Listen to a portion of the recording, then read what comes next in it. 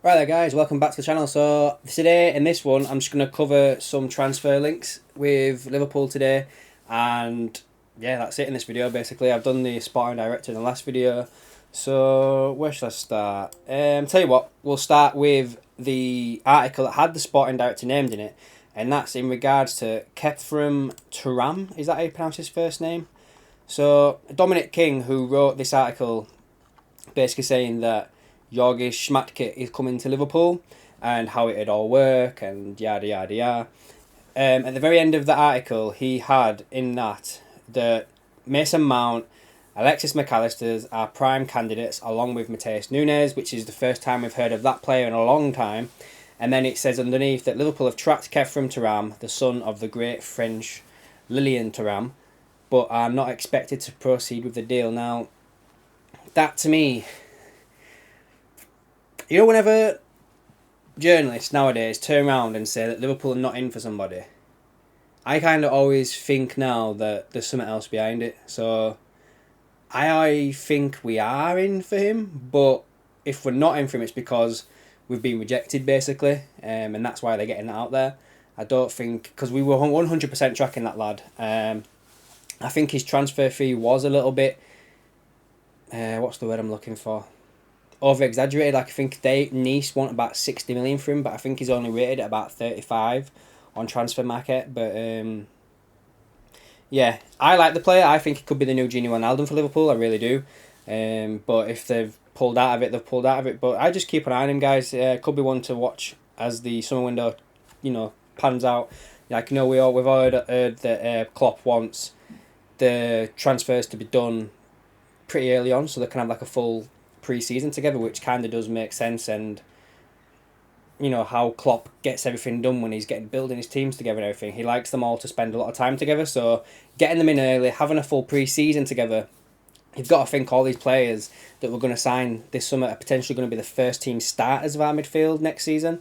So they've got to gel, they've got to learn how each of them moves about and everything like that. So yeah, if the longer these stories go on, I don't know, guys. I wouldn't believe them. I think the ones we're going to get at least two done fairly quickly, which leads me to the next one, which is Ryan Gravenberch, if that's how you pronounce it.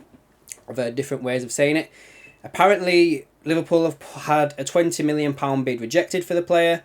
I'm not too sure it's got that far on. I feel like there's definitely talks. Like, there's probably an agreement in place with the player's agent and the player himself and the player's family, because we've seen the pictures of his agent at Anfield in January, where we were rumoured to be trying to get a loan deal done for the January window. The player's obviously not played a lot at Bayern Munich, but have you noticed of late, since he's had the links with Liverpool, he's been getting a lot more game time.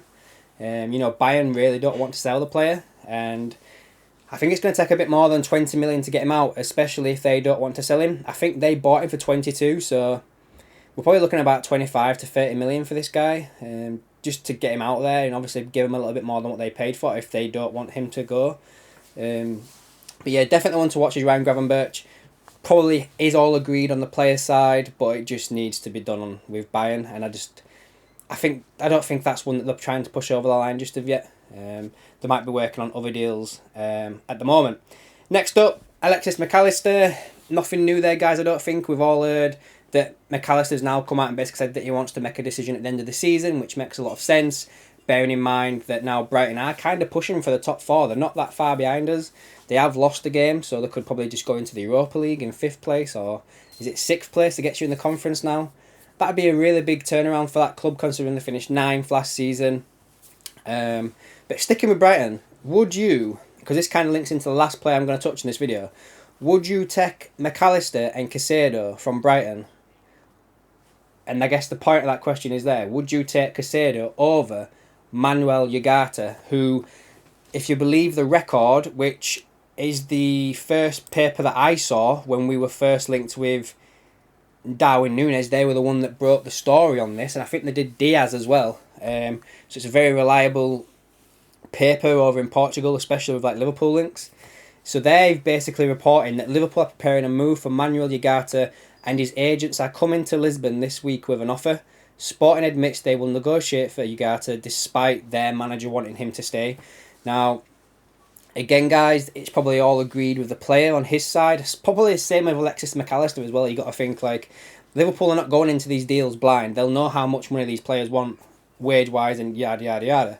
So I'd probably say that that is kind of linked with what they're saying here, where his agents are gonna go to Sporting Lisbon with the offer that Liverpool have proposed, I guess. But we all know that Ugarte has the buyout clause in his contract, so are Liverpool trying to negotiate that lower? Which, if they can, smashing, great. You know, Liverpool are always about a bargain, aren't they? You know, a bargain FC. So if we can get it lower than, I think, is it 60 million euros, 53 million pounds? If we can get it lower than that, guys, I think that we're on to a winner there with that. I think he's a really good footballer, and if we can get him for that price, then maybe I'd change my previous statement where I would take Caicedo over him. Because I think Caicedo is probably going to cost about 70, 80 million, especially with the funds that were rejected in January from Arsenal, and with him literally just signing a new contract as well. So yeah, I think I probably would go for Ugarte. I've not watched a game of Sporting Lisbon, so I can't really judge how good he is, but I've seen clips of him on YouTube, which is not always the best thing to look at, because you could make clips of any footballer in the world and make him look like the next Messi or something. But he does look pretty good, and I know that there's been a few people in my comment section like raving about this kid. Copman, Spectre, you two are definitely ones that have mentioned him a lot. I think even Gary Richards, you've mentioned him as well at some points. But yeah, one to keep an eye on for definite. I'd probably say he's up there with Alexis McAllister, as in like Liverpool's primary ones to get over the line. And maybe that's why we've stepped back from getting Thurmam. He's maybe a fallback option in case we don't get one of these two. But yeah, I think Gravenberch is probably like the third one, you know, along the lines where maybe if we could get Matheus Nunes at the same price as we could have got Gravenberch, then he would take that place. Do you know what I'm there's like levels, guys, of all this, where like we've got like the top two, we've got the top one, and then we've probably got like a third one, because we all know we need another midfielder, and then we've got backup options for all these players, because Liverpool can't mess about this window. They have to get in some midfielders. And I guess I'll finish this video off with one question. So we saw yesterday that West Ham are apparently willing to accept £120 million for Declan Rice, or 100 million plus a player. Now, if you had to give up a Liverpool player to make that deal happen, who would it be? And please don't put someone like Nat Phillips or Naby Keita, the Ox, Bobby Firmino. Like, them three players are like out of contract anyway, so they're already leaving.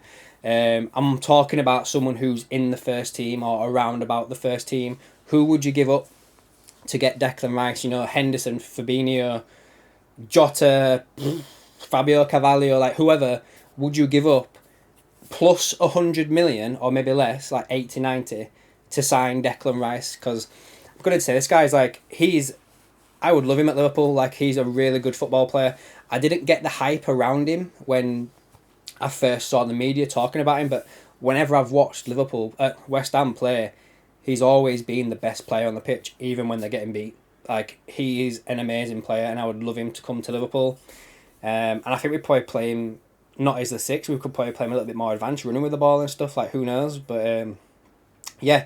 Right then, guys, that'll do for that video today. Let me know your comments down below, what you think about the players that we've been linked with and what's going on. Give the video a like if you enjoyed it. And if you are new here, please subscribe to the channel to keep up to date with everything else I've got going on. And I'll catch you in the next one.